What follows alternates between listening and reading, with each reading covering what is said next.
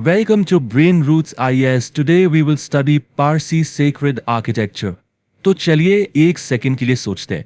जब भी हम किसी रिलीजियस बिल्डिंग के बारे में सोचते हैं तो दिमाग में क्या आता है? बड़े बड़े टावरिंग शिखराज, मैसिव डोम्स, बहुत ही फाइन इंट्रिकेट कार्विंग्स, राइट? लेकिन पारसी फायर टेम्पल्स, जिनको अग्यारी भी कहते हैं, वो अक्सर इतने सिंपल, इतने अनअज्यूमिंग क्यों होते हैं? क्या ये बस एक कोइंसिडेंस है? बिल्कुल नहीं। इसके पीछे एक बहुत ही गहरा, एक बहुत ही फंडामेंटल थियोलॉजिकल प्रिंसिपल है। आज हम उसी को एक्सप्लोर करेंगे। देखिए, अगर पारसी आर्किटेक्चर को समझना है ना, तो उसकी की उसके पत्थर या स्ट्रक्चर में है ही नहीं।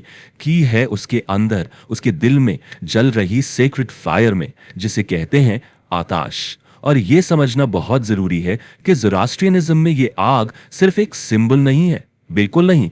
इसे तो गॉड यानी अहूरा मजदा का बेटा, द सन ऑफ गॉड माना जाता है। यही है डिवाइन लाइट, यही है ट्रूथ, और यही है एब्सोल्यूट प्योरिटी। तो अब वापस उस सवाल पे आते हैं जहां से हमने शुरू किया था कि ये टेम्पल्स इतने सिंपल क्यों हैं। देखिए, इसका रीजन उनके फंक्शन में छुपा है। ये बिल्डिंग ये डिस्प्ले के लिए नहीं है, ये शान और शौकत के लिए बिल्कुल नहीं बनाई गई है।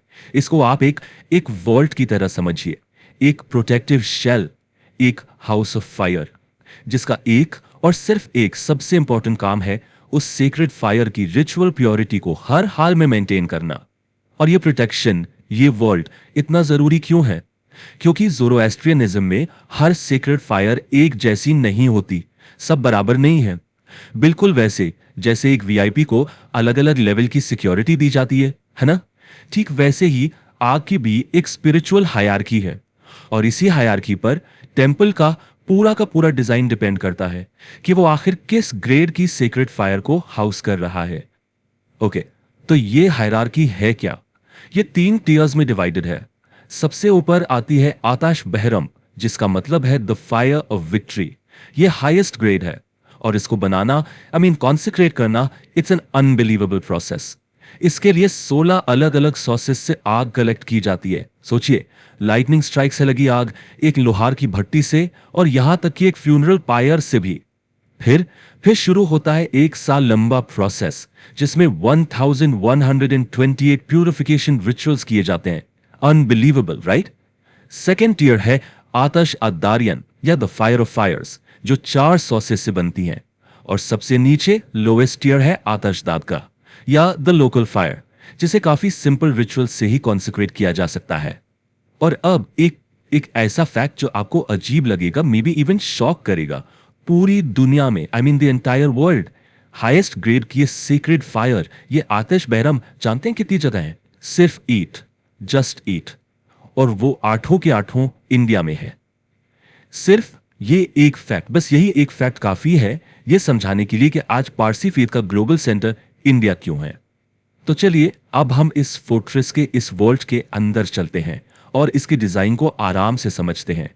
देखिए, बाहर से ये टेम्पल्स अलग अलग दिख सकते हैं, बिल्कुल, लेकिन उनका जो इंटरनल लेआउट है वो हमेशा हमेशा प्योरिटी को मेंटेन करने के लिए एक बहुत ही स्ट्रिक्ट, बहुत ही एंशिएंट प्लान को फॉलो करता है।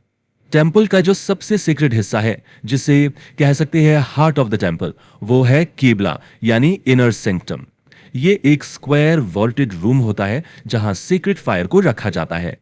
आग को एक बड़े से सिल्वर या मेटल के अर्न में रखते हैं, इसे कहते हैं अफरगेनियम।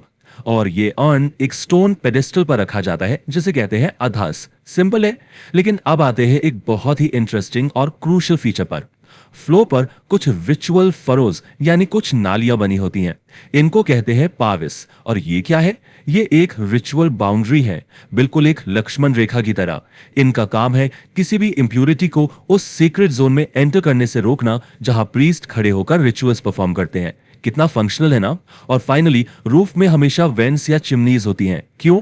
ताकि जो चंदन और लोबान का धुआं है वो बाहर जा सके, और सबसे इंपॉर्टेंट, आग को कांस्टेंट फ्रेश एयर मिलती रहे।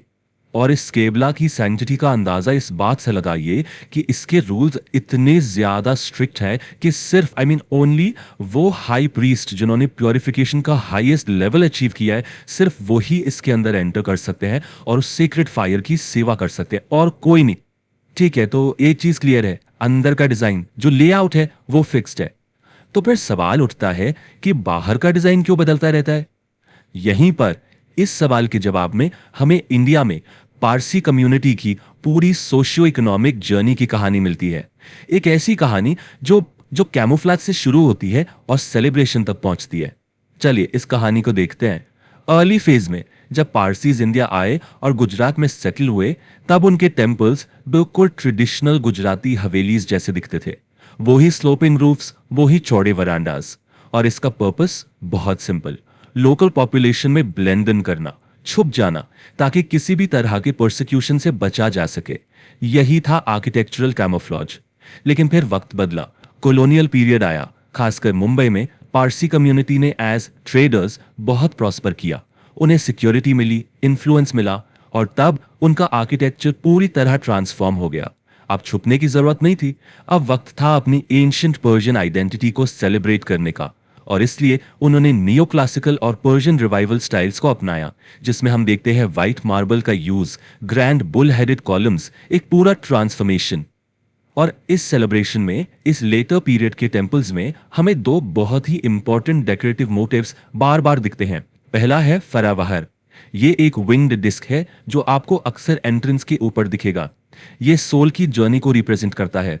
और दूसरा है बुल कैपिटल्स, मतलब पिलर्स के ऊपर बैक टू बैक बैठे हुए बुल्स। ये सिंबल, ये सीधा एंशिएंट पर्शियन एम्पायर की कैपिटल पर्सेपोलिस के रूइन से इंस्पायर्ड है, अपनी रूट्स को सेलिब्रेट करने का एक पावरफुल तरीका। तो ये जो 8 अताश बेहम्स हैं, ये कहाँ है? ये रही लिस्ट। इन्हें हम पारसी फेथ के 8 स्तंभ भी कह सकते हैं। देखिए, सबसे पुराना और सबसे सीक्रेट है ईरान शाह। ये गुजरात के उदवादा में है और माना जाता है कि इसे 8th सेंचुरी में ही कॉन्सिक्रेट किया गया था। बाकी के सारे भी या तो गुजरात में है या मुंबई में। बिल्कुल वही दो जगहें जो इंडिया में पारसी हिस्ट्री और कल्चर के सबसे बड़े सेंटर्स रहे हैं। ये जो प्योरिटी का प्रिंसिपल है ना, ये इतना फंडामेंटल है कि ये सिर्फ जीवन और प्रार्थना तक सीमित नहीं है, ये मृत्यु में भी पारसी आर्किटेक्चर को शेप करता है। तो आइए अब उनके फ्यूनररी प्रैक्टिसेस और एक बहुत ही unique structure, tower of silence के आर्किटेक्चर को एग्जामिन करते हैं। देखिए, ज़ोरास्ट्रियनिज्म में फायर, अर्थ और वाटर, ये तीनों एलिमेंट्स बहुत ही सीक्रेट माने जाते हैं। और बिलीफ ये है कि एक डेड बॉडी से इन्हें पोल्यूट नहीं करना चाहिए। अब सोचिए, अगर आप बॉडी को दफनाते हैं तो अर्थ पोल्यूट होगी, अगर जलाते हैं तो फायर, और अगर पानी में बहाते हैं तो वाटर। तो फिर सोल्यूशन क्या है? इसी एक बिलीफ, इसी एक प्रॉब्लम के सोल्यूशन के तौर पर डोखमा यानी टावर ऑफ साइलेंस का निर्माण हुआ। ये क्या है? ये एक सर्कुलर रूफलेस स्टोन टावर है जहां डेड बॉडी को रखा जाता है। और यहां का प्रोसेस पूरी तरह से नेचर के साइकिल पर बेस्ड है।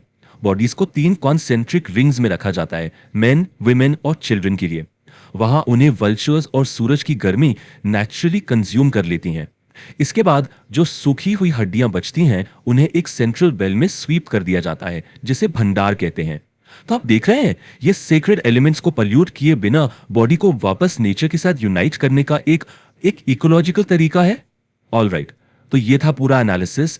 चलिए अब एक बार जल्दी से इस पूरे डिस्कशन का एक क्विक सिंथेसिस कर लेते हैं, ताकि जो कोर कॉन्सेप्ट्स हैं वो लास्ट मिनट रिवीजन के लिए बिल्कुल क्लियर हो जाएं। तो की टेकअवेज क्या है? पॉइंट नंबर 1, सेक्रेड फायर यानी आताश सिर्फ एक सिंबल नहीं बल्कि सन ऑफ गॉड है। पॉइंट नंबर 2, टेम्पल आर्किटेक्चर एक प्रोटेक्टिव शेल है। उसका मेन फंक्शन है रिचुअल प्योरिटी मेंटेन करना, ना कि डिस्प्ले। नंबर 3, फायर की एक स्ट्रिक्ट 3 टियर हायरार्की है, बेराम, अदारियन और ददगा, और इसी से टेम्पल का फॉर्म डिसाइड होता है। नंबर 4, इनर सैंक्टम यानी केबला में पाविस और वेंट्स जैसे फंक्शनल एलिमेंट्स होते हैं प्योरिटी के लिए। नंबर 5, आर्किटेक्चरल स्टाइल इवॉल्व हुई। पहले आई डिस्गाइज्ड गुजराती हवेलीज और बाद में सेलिब्रेटरी पर्शियन रिवाइवल बिल्डिंग्स। और आखिरी नंबर 6, डॉगमा यानी टावर ऑफ साइलेंस। ये इंश्योर करता है कि मौत के बाद सीक्रेट एलिमेंट्स पोल्यूट ना हो। तो आखिर में मैं आपको एक सवाल के साथ छोड़ता हूं। कहते हैं ना कि आर्किटेक्चर किसी कम्युनिटी की उसकी सोल का रिफ्लेक्शन होता है। अगर ये सच है तो पारसी टेम्पल्स की ये शांत, ये क्वाइट डिग्निटी, उनकी 3000 साल पुरानी जर्नी, उनके संघर्ष, उनके सर्वाइवल और उनकी फेथ की मजबूती के बारे में हमें क्या बताती है? इस पर जरूर सोचिएगा।